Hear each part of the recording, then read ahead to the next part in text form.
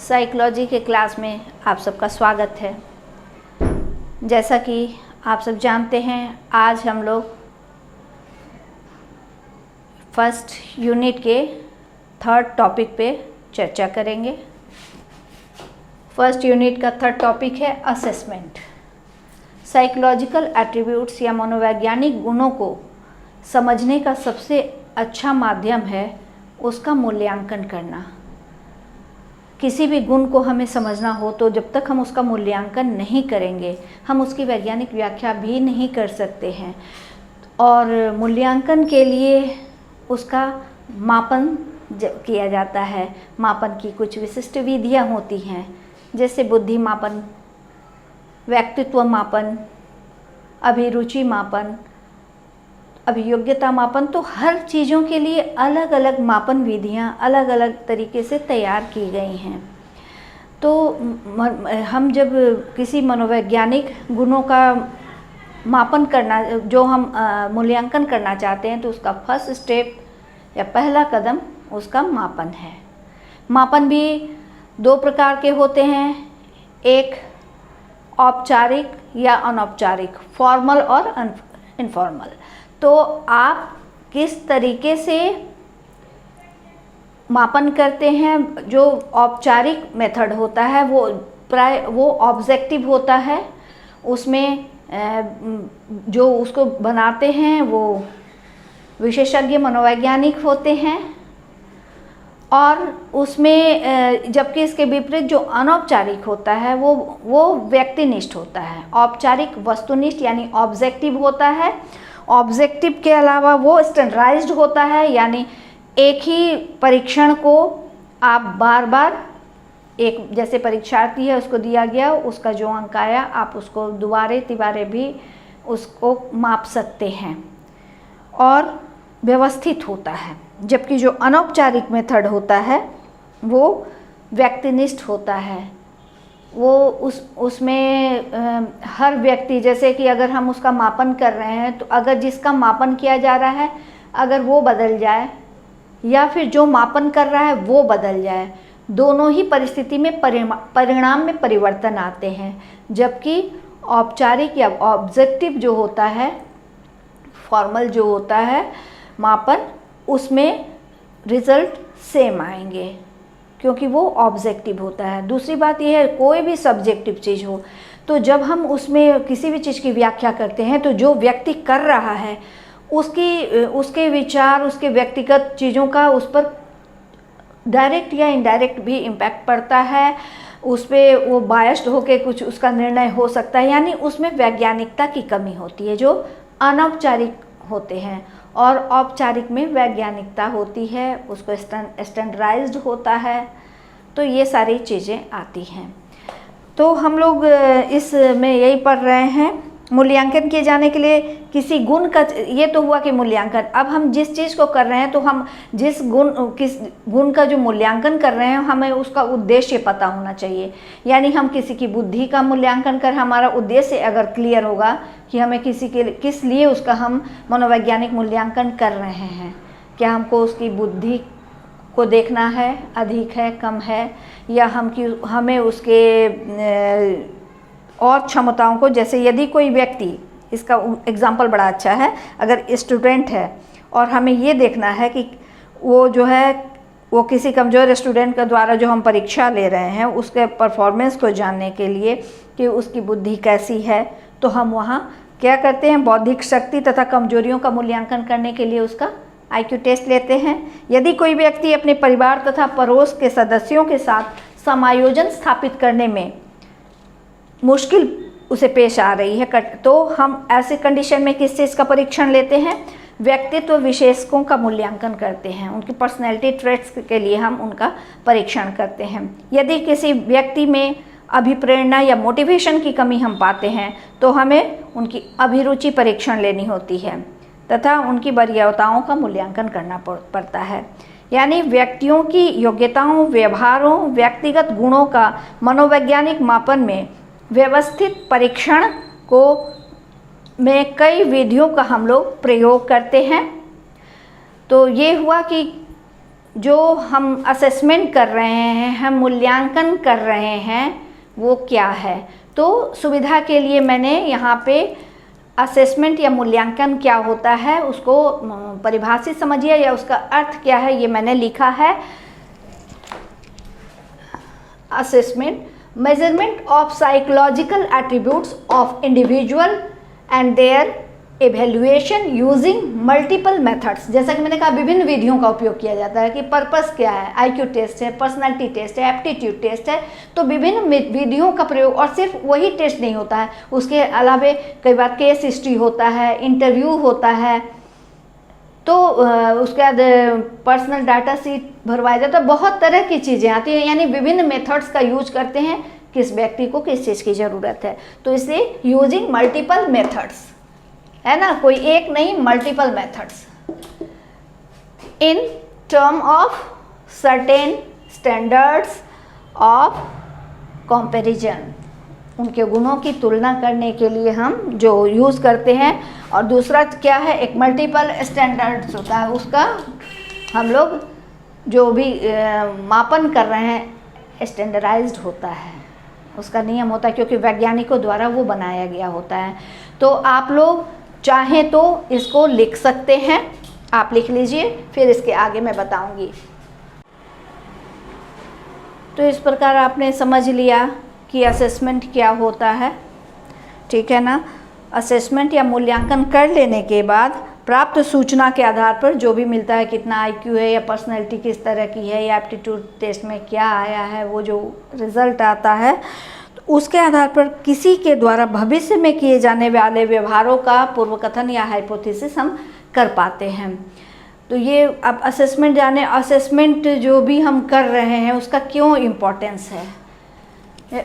पहला तो मैंने कहा ना कि किसी भी मनोवैज्ञानिक गुणों को समझने के लिए सबसे पहली सीढ़ी है, फर्स्ट स्टेप है उसका मूल्यांकन करना। तो मूल्यांकन के द्वारा हम समझ पाते हैं, जिस भी मूल्यांकन का लक्ष्य अलग अलग हो सकता है कि किसी को बुद्धि का मूल्यांकन करना हो कि उच्च बुद्धि है, एवरेज है या लो है, क्योंकि उसके स्टूडेंट जो है उसकी पढ़ाई में परफॉर्मेंस सही नहीं हो पा रहा है, तो उसके आईक्यू लेवल को समझने के बाद फिर उसके अकॉर्डिंग उसको उस स्तर पे जाके पढ़ाया जा सकता है। या फिर अगर किसी को एडजस्टमेंट प्रॉब्लम हो रहा है, समाज में उसका इंटरेक्शन सही से नहीं हो रहा है, तो उसकी पर्सनैलिटी ट्रेट को समझने के लिए उसका मूल्यांकन किया जा सकता है कि किस पर्सनैलिटी ट्रेट का है या किस तरीके से वो उसके अंदर इंटरेक्शन या लोगों से मिलने जुलने, इस तरह की क्षमताओं को बढ़ाया जा सकता है कि कहाँ उसमें कमी है और कैसे डेवलप किया जा सकता है।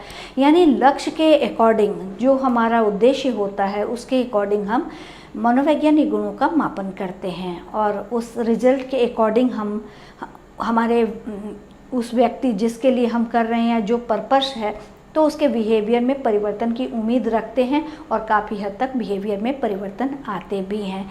इसका उपयोग ना सिर्फ मनोवैज्ञानिक परीक्षण के लिए, कई बार क्लिनिकल डायग्नोसिस में भी काम आता है।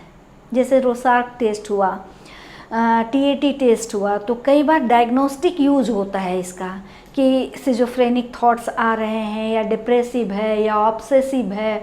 तो इसके कई जो मल्टीपल जो होते हैं इसके यूज हो सकते हैं।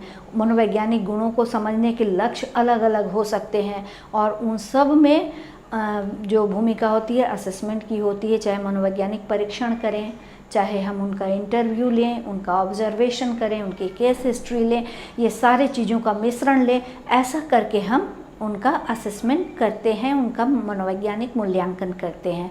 तो अगर हम इस बात पे आएँ कि इसका इम्पोर्टेंस क्या है, तो दो मुख्य इम्पोर्टेंस है। पहला जो मैंने कहा, first step in understanding psychological attributes, पहला कदम यही है। मनोवैज्ञानिक गुणों को समझना अगर चाहते हैं तो पहला स्टेप हमारा यही है कि हम उनका मूल्यांकन करें। तो क्या है ये, फर्स्ट स्टेप है, ये याद रखना है, ठीक। And second, predict future behaviour intervention to affect a change in behaviour. ये दो इसका मुख्य पर्पस होता है। इसके अलावा बहुत सारे भी जुड़े हुए हैं, इससे भी जुड़े हुए हैं और इससे अलग भी हैं। तो आप इसको भी लिख सकते हैं, क्या इसके इम्पोर्टेंस है, मनोवैज्ञानिक असेसमेंट का इम्पोर्टेंस क्या है। बेसिकली इसमें वो सारे जो मैंने बताए इसके अंतर्गत ही आ जाएंगे। First step in understanding psychological attributes and second predict future behaviour intervention to affect a change in behaviour. आप लोग इसको लिखिए, फिर इसके आगे हम लोग बढ़ते हैं। तो जैसा कि आपने देखा 2 टाइप के होते हैं, फॉर्मल और इनफॉर्मल।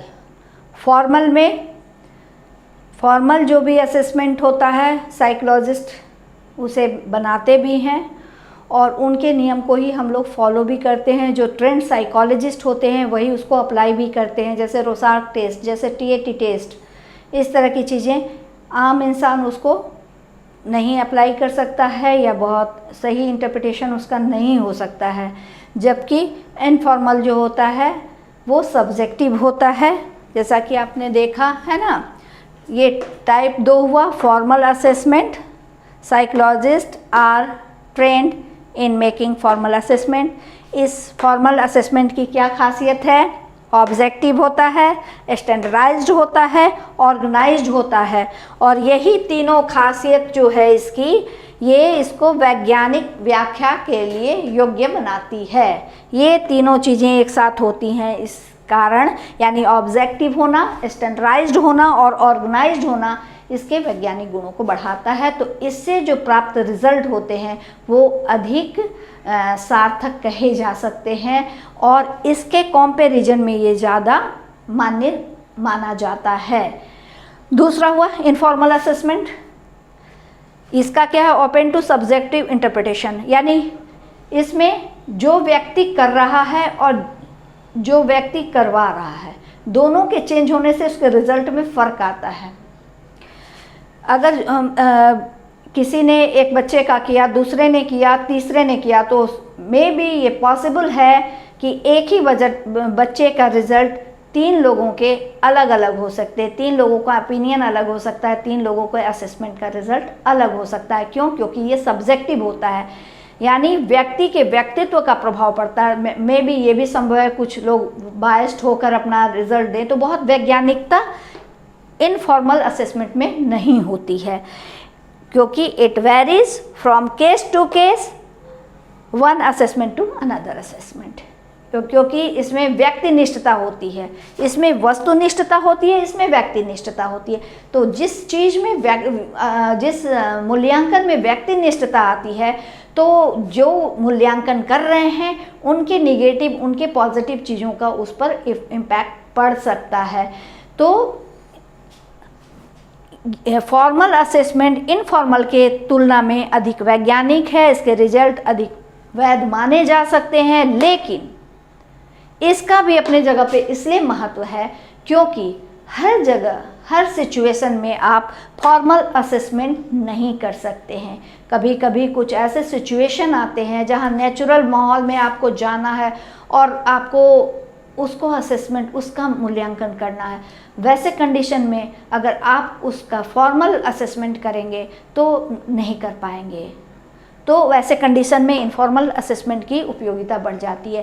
कहने का मतलब ये है कि फॉर्मल असेसमेंट फॉर्मल हो या इनफॉर्मल, दोनों का अपने अपने जगह महत्व है, दोनों की अपनी अपनी खासियत है, दोनों में अपनी अपनी कमी है। दोनों का संतुलन बना के चला जाए तो दोनों का महत्व है। और अगर जो असेसमेंट कर रहा है वो इस विषय में बहुत कुशल है कि कहाँ मुझे फॉर्मल यूज करना है, कहाँ मुझे इनफॉर्मल यूज़ करना है, तो वो उस चीज़ों का अधिक से अधिक सच्चा और सही सदुपयोग कर सकता है। तो आप चाहें तो इसको लिख लीजिए। Type number 1 formal assessment, 2 informal assessment. Formal assessment, psychologist are trained in making formal assessment. दूसरा, open to subjective interpretation. Formal assessment में 3 चीज़ें हैं, 3 गुण हैं जो इसे वैज्ञानिक बनाती है। क्या है? Objective, standardised and organised. ये जो है इसमें it varies from case to case, one assessment to another, क्योंकि इसमें सब्जेक्टिविटी है, लोगों के साथ साथ इसमें बदलेगा। हो सकता है कि हमारा थॉट, हमारे विचार, कुछ व्यक्तिगत चीज़ें ऐसी हों कि हम बायस्ड होकर रिजल्ट दें, तो बहुत वैज्ञानिकता नहीं होती है। लेकिन कभी कभी कुछ खास सिचुएशन में इसका भी महत्व है और इसका तो अपने जगह पे महत्व है। तो दोनों का अपनी अपनी जगह पे महत्व है। आप चाहें तो आप इसको लिख सकते हैं। अब आगे हम देखेंगे सम डोमेन्स ऑफ साइकोलॉजिकल एट्रीब्यूट्स। ये कितने हैं? बेसिकली अगर देखा जाए तो 5 माने जाएंगे: intelligence, aptitude, interest, personality and value. अब इसके बारे में 1 बाय 1 मैंने लिखा है, आप लिख सकते हैं, मैं बीच बीच में बताती भी जाऊंगी। जैसे पहला हुआ इंटेलिजेंस, इसका डिफिनीशन आप लिख सकते हैं: global capacity to understand the world, think rationally and use available resources effective when faced with challenges. ये बुद्धि की सबसे अच्छी और मान्य परिभाषा मानी जाती है। ये इसका डेफिनेशन हुआ, ठीक है, ये ज़रूर लिख लीजिए।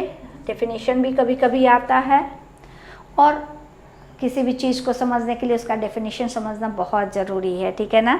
Global capacity to understand the world, think rationally, ठीक है, and use available resources effectively when faced with challenges. अब हम इसका यूज, जो हम लोग बुद्धि के टेस्ट करते हैं, है ना, इंटेलिजेंस टेस्ट करते हैं, उसका क्या यूज़ है? Use of test: provide a global measure of general cognitive competence including the ability to profit from schooling। ये लिख लीजिए, फिर आगे मैं बताऊं। दूसरा जो है साइकोलॉजिकल एट्रीब्यूट्स, एप्टीट्यूड या अभिक्षमता। अभिक्षमता, इसके द्वारा भविष्य में हमारे अंदर कौन सी पोटेंशियलिटी है जिसके विशेष स्किल के द्वारा हम डेवलप करके विशेष फील्ड में जा सकते हैं, ये जानने के लिए किया जाता है, ठीक है ना। तो एप्टीट्यूड का डेफिनीशन और यूज ऑफ टेस्ट वो मैंने इसमें बताया है। एप्टीट्यूड डेफिनीशन है: an individual underlying potential for acquiring skill if training is given. Training अगर दिया जाता है तो इस चीज़ में उसकी स्किल बढ़ जाती है। जैसे किसी में पोटेंशियल है, मैकेनिकल फील्ड का चीज़ों का उसमें है, और ये अभिक्षमता परीक्षण के द्वारा पता चल गया कि उसका ब्रेन उस दिशा में है, तो उसको उसकी प्रॉपर शिक्षा दी जा सकती है, ट्रेनिंग दी जा सकती है, और वो एक अच्छा मैकेनिकल इंजीनियर बन जाता है, ठीक है ना।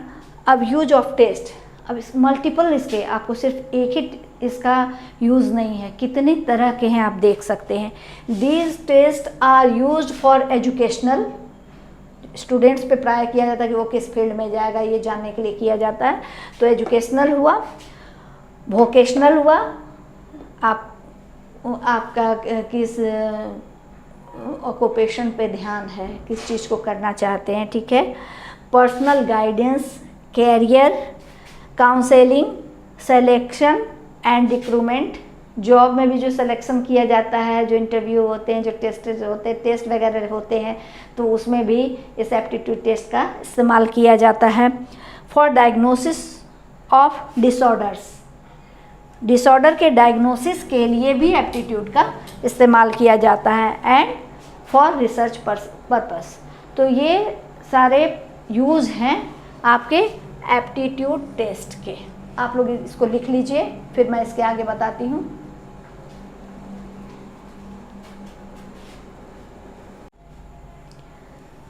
तीसरा इंटरेस्ट है। अब तक क्या बताया मैंने? Intelligence, aptitude and third interest. Interest का डेफिनेशन है: an individual preference for engaging in one और more specific activities relative to others, है ना। इंटरेस्ट का क्या मतलब है कि आप किस चीज़ को प्रेफर करते हैं, किस काम को अधिक करना पसंद करते हैं, और जो अगर इंटरेस्ट के अकॉर्डिंग चीज़ें मिल जाती हैं तो इम्प्रूवमेंट बहुत अच्छा होता है। जैसे किसी को कंप्यूटर में इंटरेस्ट है, कंप्यूटर का फील्ड चुन ले, कोई साहित्यकार है वो कला का फील्ड चुने। मतलब आपका इंटरेस्ट अगर उस चीज़ में है, जैसे एप्टीट्यूड टेस्ट हुआ, उससे पता चलता है कि हमारे पोटेंशियल क्या, हम क्या कर सकते हैं, और हम ट्रेंड होते हैं और वो चीज़ करते हैं। लेकिन पोटेंशियल होने के बावजूद अगर इंटरेस्ट हमारा नहीं है तो बहुत अच्छा उसका रिज़ल्ट नहीं मिल सकता है। तो इंटरेस्ट उस चीज़ में अभिरुचि हो हमारी करने की तो वो ज़्यादा इफ़ेक्टिव होता है। यूज ऑफ टेस्ट, इस टेस्ट का क्या यूज है? Help decide what subject course can be pursued comfortably and with pleasure. ये हमें इस टेस्ट से ये पता चलता है कि कौन सा विषय, कौन सा चीज़ लेके हम बहुत आराम से, आनंद के साथ उस चीज़ को कर सकते हैं। तो इसके लिए इंटरेस्ट टेस्ट लिया जा सकता है। इस टेस्ट से पता चल सकता है कि कौन सा फील्ड हमारे लिए बढ़िया हो, हम उसमें अच्छा से अच्छा अपना एफर्ट लगा सकते हैं अगर हमारा उस चीज़ में, उस फील्ड में इंटरेस्ट है। इसको भी लिख लीजिए। अब 2 बच गया, क्या क्या है? चौथा पर्सनैलिटी है। पर्सनैलिटी का मूल्यांकन भी बहुत ज़रूरी होता है, क्योंकि उसके द्वारा ही पर्सनैलिटी के कैरेक्टरिस्टिक्स का हम लोग व्यक्तित्व की विशेषताओं का पता कर पाते हैं और फ्यूचर में उसका बिहेवियर क्या होगा प्रेडिक्ट कर पाते हैं। तो चौथा आप इसमें पर्सनैलिटी लिखिए। इसका डेफिनेशन है relatively enduring characteristics of a person that make her or him distinct for others। ठीक है ना, एक से दूसरे की जो अलग पहचान है कैरेक्टरिस्टिक्स के द्वारा इससे पता चलेगी। यूज ऑफ टेस्ट, इस टेस्ट में क्या यूज होता है ये हमें पता चलेगा।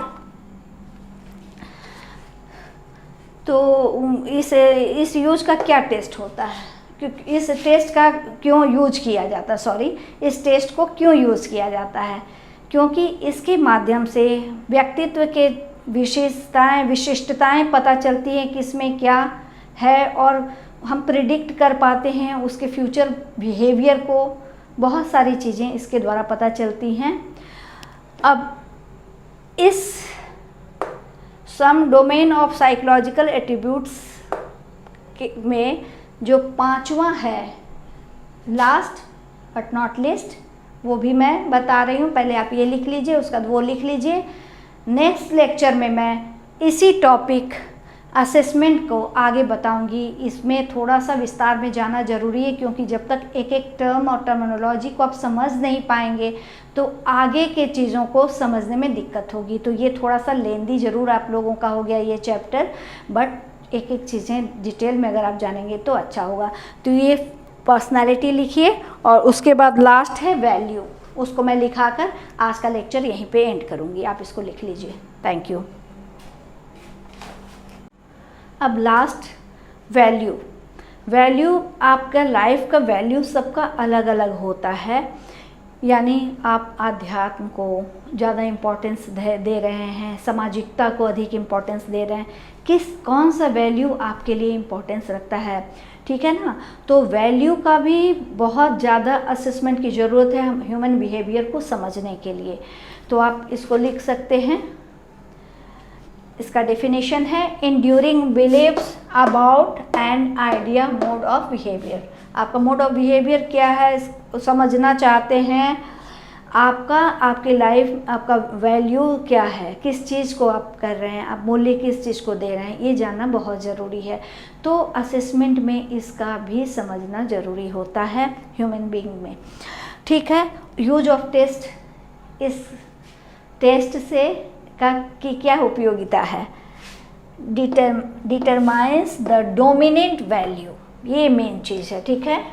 Dominant value of a person, इसके द्वारा हमें पता चलता है कि किसी व्यक्ति का सबसे महत्वपूर्ण मूल्यवान उसका क्या है, किस तरह का है। सामाजिकता को वैल्यू कर रहा है, आध्यात्मिकता को कर रहा है, भौतिकता को कर रहा है। तो इस प्रकार आपने देखा कि 5 साइकोलॉजिकल एट्रीब्यूट जिसका हम लोग मूल्यांकन करते हैं वो है, पहला इंटेलिजेंस, ठीक है, aptitude, interest, personality and last but not least value. तो इन सब चीज़ों का हम लोग असेसमेंट करते हैं। असेसमेंट चैप्टर में अभी और भी कुछ चीज़ें बाकी हैं जो मैं नेक्स्ट क्लास में आप लोगों को उसके विषय में बताऊंगी। धन्यवाद, नमस्कार।